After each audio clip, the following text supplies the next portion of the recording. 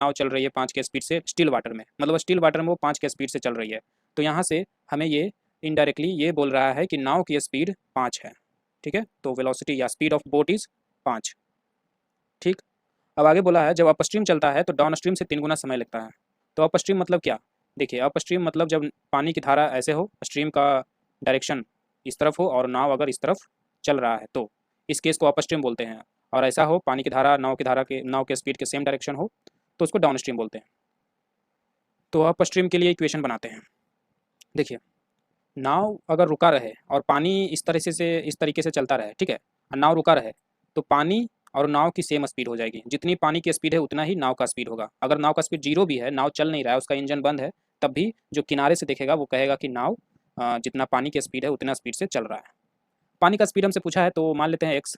ठीक है, तो वेलोसिटी ऑफ स्ट्रीम ले लेते हैं उसको। ठीक है, तो अप स्ट्रीम के लिए बनाते हैं इक्वेशन। तो अप स्ट्रीम में क्या है, नाव इस तरीके से जा रहा है, वेलोसिटी ऑफ बोट अपना 5 के स्पीड से जा रहा है, रुका नहीं है, और ये स्ट्रीम का स्पीड अब मुझे बताना है। तो बोट इस तरीके से 40 किलोमीटर चलता है ना, क्वेश्चन में बोला है। तो 40 किलोमीटर जाता है तो कुछ समय भी लगेगा, मान लो टी समय लगा। तो अब हम इक्वेशन बनाते हैं यहाँ से। तो डिस्टेंस बराबर स्पीड इंटू टाइम से इक्वेशन बनाते हैं। तो डिस्टेंस इज़ 40 बराबर स्पीड क्या है? तो देखिए, आप एक बात देखिए, ये 40 किलोमीटर की दूरी है, ठीक है, इस बीच पानी है और पानी की स्पीड इस तरफ है। ठीक, नाव चल रही है इस तरफ। ठीक, तो जो किनारे से बैठ के देखेगा वो क्या कहेगा, नाव कितनी स्पीड से चल रही है?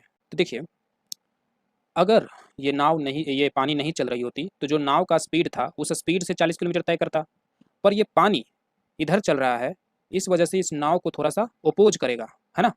तो मान लो अगर पानी की स्पीड इस डायरेक्शन में 10 होती तो नाव का स्पीड अगर 40 है और पानी का 10 है, तो जो किनारे पे खड़ा है उसे ये स्पीड इस डायरेक्शन में 30 लगेगा, है ना। क्यों हम ऐसा बोल रहे हैं? क्योंकि अभी हम जस्ट बात किए और आप ये जानते भी हो कि अगर नाव रुका रहे और पानी चले तो नाव की स्पीड पानी की स्पीड के बराबर हो जाएगा, है ना। अगर 10 से इधर चल रहा है पानी और नाव रुका हुआ है तो नाव भी इधर 10 से चलने लगेगा। तो चूंकि यहाँ 40 से इधर चल रहा है और 10 से पानी इधर चल रहा है तो उस 40 में से 30 घटाएगा ना।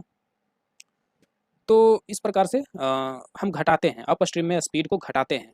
तो velocity of boat minus velocity of stream, ये हो गया नेट स्पीड, जो रिजल्टेंट स्पीड है ना, जो किनारे से देखेगा, और टाइम मान लो टी लग रहा है। ठीक है, अब यही काम डाउन स्ट्रीम के लिए करते हैं। तो डाउन स्ट्रीम में भी 40 किलोमीटर चला, और डाउन स्ट्रीम में क्या था, ये वही 40 किलोमीटर दूरी थी। डाउन स्ट्रीम में क्या होता है कि पानी की धारा की स्पीड इधर है तो नाव भी इधर ही चल रहा है ऐसे। तो अब इसको सपोर्ट मिलेगा, है ना। अगर नाव ना भी चल रहा होता तो ये पानी अपना वी स्पीड से इसको ले जाता इधर, पर अगर चल रहा है, कितना से चल रहा है, तो जिस स्पीड से भी चल रहा हो उसमें कुछ ऐड हो जाएगा, है ना। तो नाव की स्पीड वी भी है, जो कि मुझे पता है 5 है, तो वो उसमें पानी की स्पीड जुड़ जाएगी। तो डाउन स्ट्रीम में स्पीड जुड़ जाता है। और टाइम मान लो इसमें डाउन स्ट्रीम तो टी डी लिख लेते हैं और इसमें टी यू लिख लेते हैं, अप स्ट्रीम का टाइम।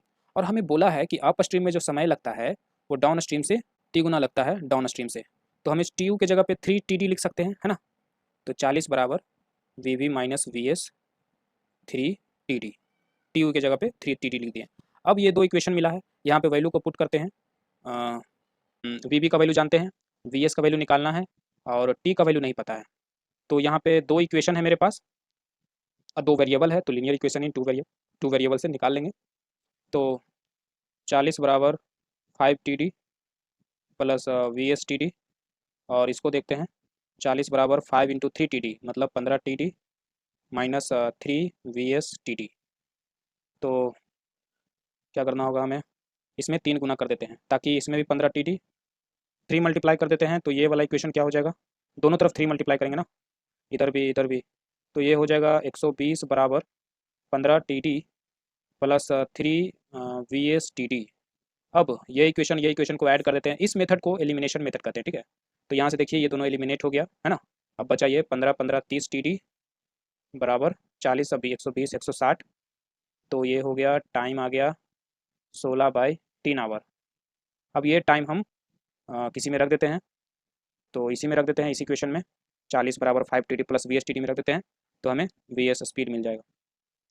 तो 40 बराबर 5, टाइम कितना है 16/3, प्लस VS टाइम कितना है 16/3, यहाँ 16/3 कॉमन लेते हैं तो यहाँ रख देते हैं, इधर मल्टीप्लाई कर देंगे तो 3/16, 5 + VS, 120/16 बराबर 5 + VS बराबर 120/16 -5, 120, 16 × 85, 120 में से 80 गया, 40/16, तो ये 20 दूनी 40, 8 दूनी 40, 10 दूनी 20, 4 दूनी 8, 5 दूनी 2, तो 2.5 किलोमीटर पर आवर होगा।